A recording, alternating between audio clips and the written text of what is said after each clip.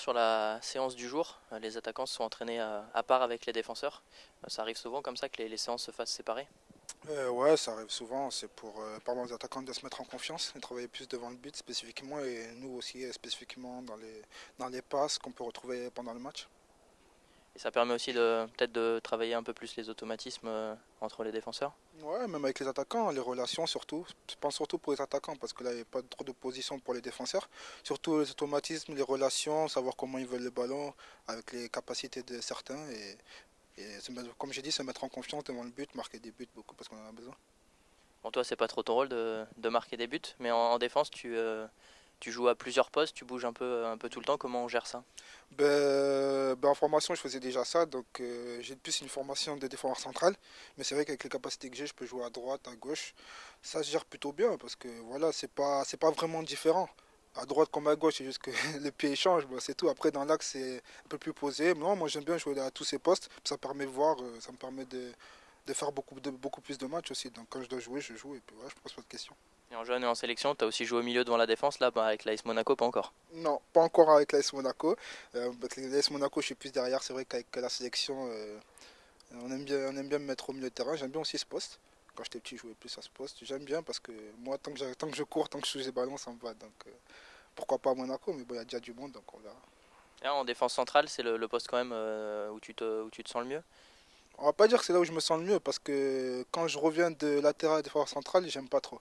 Après, une fois que je suis installé, c'est vrai que j'aime bien. C'est vrai que bon, j'ai l'air posé, j'ai l'air calme, j'ai l'air assez à l'aise. Mais même sur le côté, j'aime bien. Il n'y a pas vraiment de différence en fait.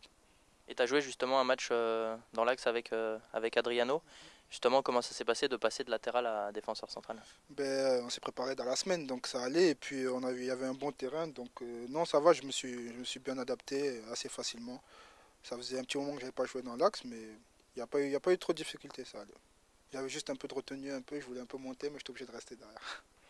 Et quand tu évolues sur le côté, justement, quand tu essayes de monter, c'est souvent avec Esric que tu peux combiner.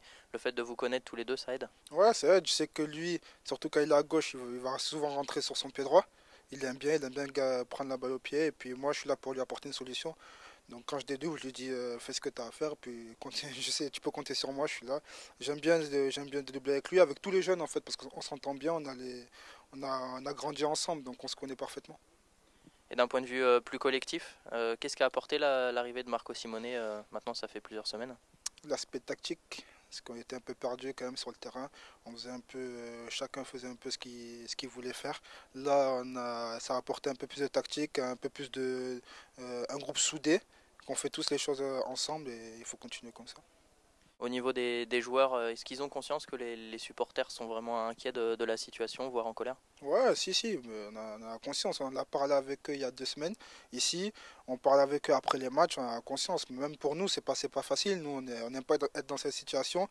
Et on comprend qu'eux, ils vivent mal aussi parce que il y a 10 ans, ils étaient en Ligue des Champions, ils voyaient finale de Ligue des Champions, tout ça. Et là, le voir en Ligue 2, 20e, il n'y a pas de résultat. Ils font les voyages comme nous et c'est compliqué pour eux. Et je peux comprendre, mais ils sont toujours derrière nous et ça, on est content que ça soit derrière nous et il ne faut pas qu'ils lâchent comme nous, on ne lâchera pas. Et vous comprenez aussi les banderoles qui sont déployées, Je les ai pas toutes lues.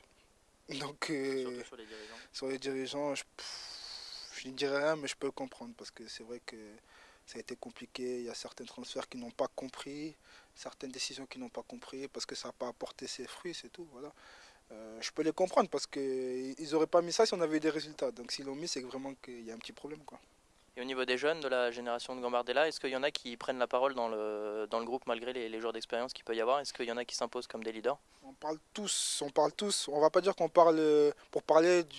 S'il y a tout le monde, on parle. On parle tous un par un. On va voir des cadres, on leur parle. Petit groupe, on parle pas un grand groupe. Mais tout le monde prend la parole, que ce soit jeune, vieux, moins expérimenté, plus expérimenté. Il y a pas de différence dans le groupe. Il n'y a pas de différence dans le vestiaire. Si quelqu'un a quelque chose à dire, il le dit. Il y a pas de souci.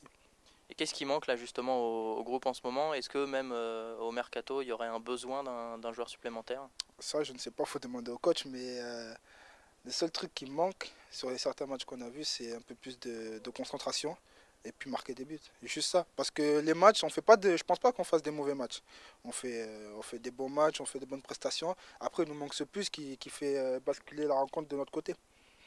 Et le président, il a donné une interview il y a peu de temps en disant qu'il y a 2-3 joueurs qui ne se donnaient pas à fond.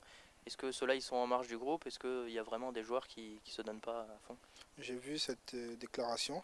Je peux pas dire qui c'est. Moi, je vois pas ça. Moi, je vois à entraînement qu'on se donne tous. On est là, on essaie de travailler. Après, il y a des jours où il y en a, c'est un peu plus bas que d'autres parce qu'il y a la fatigue, il y a ça. Ça arrive.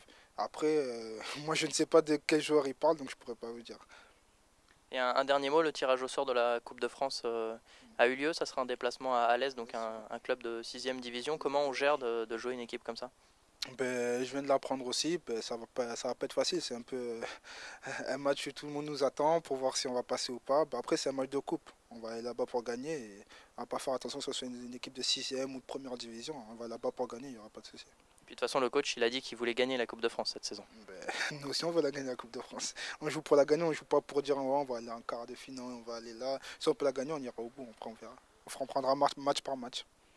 Merci. De rien.